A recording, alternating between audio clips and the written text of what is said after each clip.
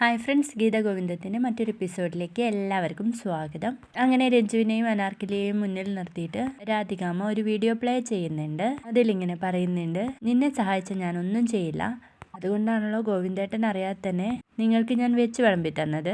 നിന്റെ അമ്മ എന്നെക്കുറിച്ച് എന്താ പറഞ്ഞത്? പണ്ട് നിങ്ങൾ നല്ലൊരു സ്ത്രീയാണെന്നും നിങ്ങളെ അമ്മയുടെ സ്ഥാനത്ത് തന്നെ കാണണമെന്നും ആവർത്തിച്ചു പറഞ്ഞു എന്ന് പറയുമ്പോഴേക്കും രാധികാമ്മ ആ വീഡിയോ സ്റ്റോപ്പ് ചെയ്യാണ് കേട്ടോ. എന്താ നിങ്ങൾ കണ്ടില്ലേ? ഇപ്പം മനസ്സിലായല്ലോ ആരാണ് അനാർക്കലിയെ സഹായിച്ചതെന്ന്.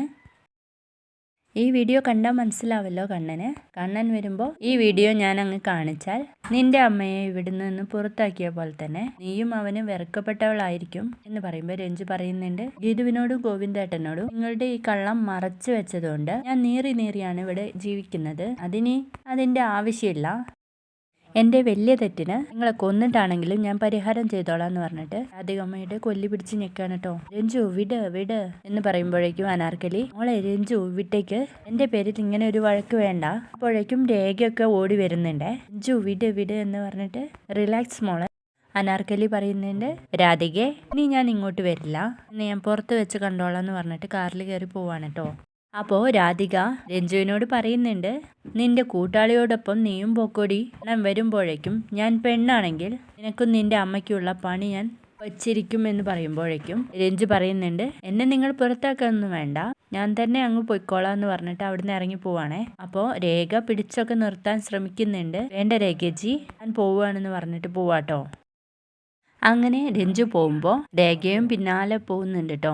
അതിനുശേഷം രഞ്ജു ധ്യാനിനെ വിളിക്കുകയാണേ. ആ രഞ്ജു പറയടാ ധ്യാൻ, നീ എവിടെയാ?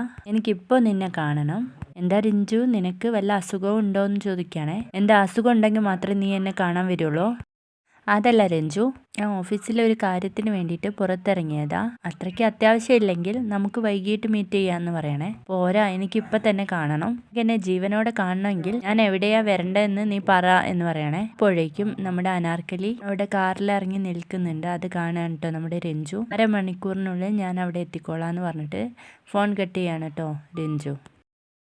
പിന്നീട് ഗോവിന്ദും ഗീതവും നമ്മുടെ അവർണികയോട് സംസാരിച്ച് നിൽക്കുമ്പോൾ അജാസ് അങ്ങ് വരികയാണേ.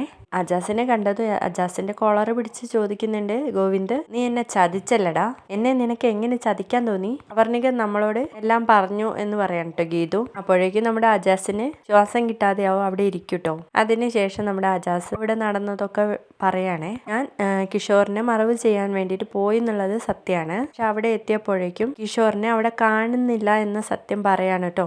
ഗോവിന്ദ് പറയുന്നുണ്ട്, എന്തായാലും ഇത് പോലീസിനോട് പറയണം, അവരെന്താന്ന് വെച്ചാൽ തീരുമാനിക്കട്ടെ എന്ന് പറയുമ്പോൾ അജാസ് പറയുന്നുണ്ട്, വേണ്ട, വർണികയെ ഒന്നിലേക്കും വലിച്ചഴിക്കണ്ട, ഞാൻ ഏറ്റോളാം എന്ന് പറയാൻ കേട്ടോ. അതിൻ്റെ ആവശ്യമില്ല, രണ്ടുപേരും കുറ്റക്കാർ തന്നെയാണ്. കൊലപാതകം ചെയ്തവരും കൊലപാതകത്തിന് കൂട്ടുനിന്നവരും ഒരേ കണക്കിൽ പ്രതികൾ തന്നെയാണ് എന്നൊക്കെ പറഞ്ഞുകൊണ്ട് നിൽക്കുമ്പോൾ അവിടേക്ക് പോലീസ് വരികയാണ് കേട്ടോ. അപ്പോൾ ഗോവിന്ദ് ചോദിക്കുന്നുണ്ട്, ഇവരെ ഒറ്റ കൊടുക്കാൻ വേണ്ടിയിട്ട് ഞാൻ അത്രയ്ക്ക് ദുഷ്ടനല്ല, ഞാൻ ഇവരോട് ഒരു നാടകം നടത്തിയതാണ്. പക്ഷെ പോലീസിനാരാ വിവരം അറിയിച്ചത് എന്നുള്ള കാര്യം മനസ്സിലിങ്ങനെ പറയുന്നുണ്ട് കേട്ടോ.